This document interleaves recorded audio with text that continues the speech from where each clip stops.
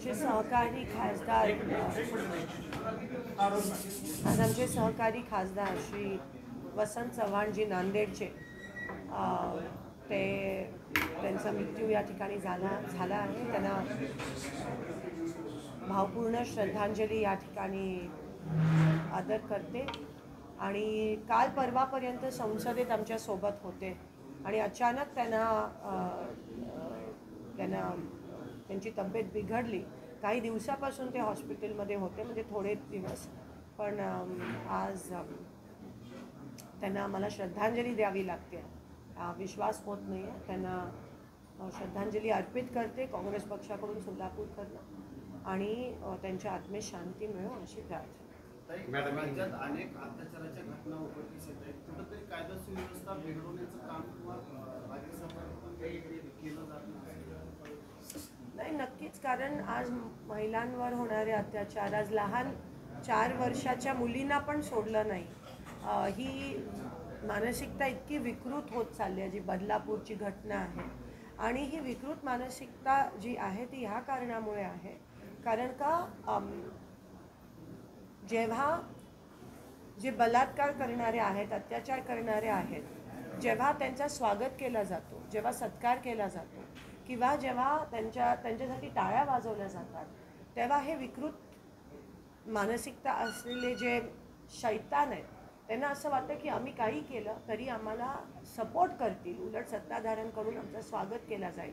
अशी जेव्हा मानसिकता समाजात येते तेव्हा आपण खरंच पुढे चाललो आहे का काय असा विचार आपल्या मनात येतो. आज त्या मुलींवर असेल किंवा डॉक्टरांवर होणारे अत्याचार असतील, हे तर रिपोर्ट होत आहेत. अनेक असे आहेत जे रिपोर्ट होत नाहीत. महिला अजूनही पोलीस स्टेशनपर्यंत यायला घाबरतात, कारण का पोलीस त्यांना साथ देत नाही आहे, कारण का समाज त्यांना साथ देत नाही आहे, कारण का सत्ताधारी त्यांना साथ देत नाही आहेत. जेव्हा 4-4 दिवस लागतात कोणत्याही ऑफेन्सचं कॉग्निझन्स घ्यायला, जेव्हा घेतला जात नाही किंवा जेव्हा लगेच ट्रान्सफर केली जाते त्या अधिकाऱ्याची, तेव्हा महिलांनी जायचं तरी कुठे. आणि आज मी तुमच्या माध्यमातून सांगते, जर सत्ताधारी आपला साथ देत नसतील, जर प्रशासन आपला साथ देत नसेल, जर शाळांमध्ये कॉलेजमध्ये हे शिकवलं जात नाही की महिलांचा आदर सन्मान केला पाहिजे, तर कुठेतरी घरोघरी एक वडील म्हणून, एक भाऊ म्हणून, एक पती म्हणून कुठेतरी आपण आपल्या मुलांना सांगणं गरजेचं आहे की महिलांचा आदर होणं महत्त्वाचं आहे. जर प्रत्येक घरोघरी हे झालं तर मला खात्री आहे की महाराष्ट्रात काय देशात महिलांच्यावर होणारे अत्याचार थांबतील. आज बेटी बचाव बेटी पढाव आहे, पण बेटा पढाव आणि बेटी बचाव हे महत्त्वाचं आहे. आणि पढाव म्हणजे फक्त शिक्षण नाही, पण घरोघरी देणारी त्याच्यावर जे संस्कार दिले जातात, त्याच्यावर जे अपब्रिंगिंग असतं ते महत्त्वाचं असतं. की महिलांचा, मुलीचा आदर कर, ते तिच्याकडे पण आदराने बघ, तिच्याकडे बघण्याचा दृष्टिकोन हा कोणत्याही वेगळा नसायला पाहिजे. जर हे घरोघरी सांगितलं तर नक्की मला असं वाटतं हा फरक पडेल.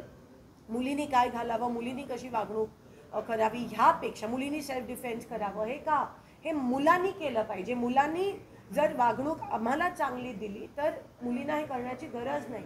हा पुरोगामी महाराष्ट्र हा सावित्रींचा आहे, अहिल्याबाईंचा आहे, रमाईचा आहे, जिजाऊंचा महाराष्ट्र. आणि इथे जर मुली सुरक्षित नसतील, आपल्या देशाने पहिल्या महिला पंतप्रधान इंदिरा गांधीजींच्या स्वरूपात दिल्या, आणि आज जर आपल्या देशात ही विकृत मानसिकता सत्ताधाऱ्यांमुळे होत असेल तरी शोकांतिक आहे. आता आपण हातात घेतलं पाहिजे, समाजाने आता हातात घेऊन क्रांती घडवली पाहिजे, ह्या मताची मी आहे. कारण का प्रशासन आणि शासन महिलांना आणि आपल्याला साथ देत नाही आहे.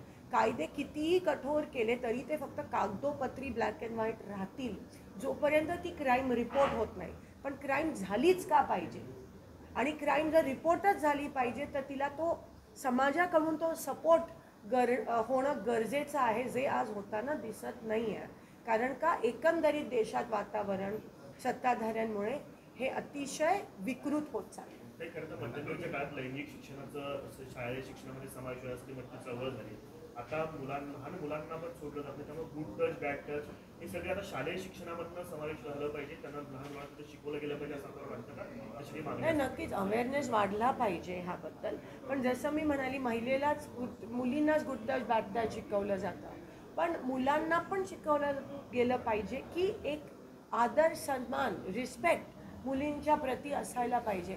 हे घरात शिकवलं जाऊ शकतं, हे शाळेत अनफॉर्च्युनेटली शिकवलं नाही जाऊ शकत. आज शिक्षक शिक्षिका असतील, मी काल कार्यक्रमावरती त्यांना पण मी विनंती करते की चौकटीच्या बाहेर जाऊन हे जर तुम्ही मुलांना सांगू शकता शाळेत, तर खूप फरक पडू शकतो. आणि मला खात्री आहे की ही जी संख्या आहे, जे पर्सेंटेज वाढत चाललं आहे अत्याचाराचं, ते 100% कमी.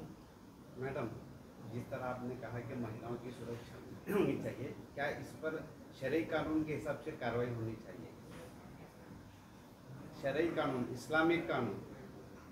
मुश्किल देखिए, कानून कानून होता है और सबको सम्मान है. जब महिलाओं के प्रति जो भी घटना होती है, इसका फास्ट रिड्रेसल होना ज़रूरी है. अगर तुम 4-5 दिन लगाओगे तो फिर फ़ायदा क्या है? और 5-4 दिन छोड़ो, इसका सत्कार किया जाता है, उसके लिए तालियां बजाई जाती है. अगर ये हमारे देश में जो पावर में उनकी तरफ से हो रहा है, तो महिला कहाँ जाए? आज पंतप्रधान को यूक्रेन जाने को वक्त है, कोई बुरी बात नहीं है, लेकिन मणिपुर में जब महिला के ऊपर ऐसा हिंसा होती है, तो मणिपुर क्यों नहीं जा रहे पंतप्रधान? इससे पता चलता है कि जो संवेदनशीलता है वो इस सरकार में नहीं है. देश विदेशातील प्रत्येक घडामोडींचे लाईव्ह अपडेट मिळवण्यासाठी आता साम टीव्हीच्या सर्व सोशल मीडिया प्लॅटफॉर्मला लाईक, फॉलो आणि सबस्क्राईब करा. तसंच सर्व नोटिफिकेशनसाठी बेल आयकॉन प्रेस करायला विसरू नका.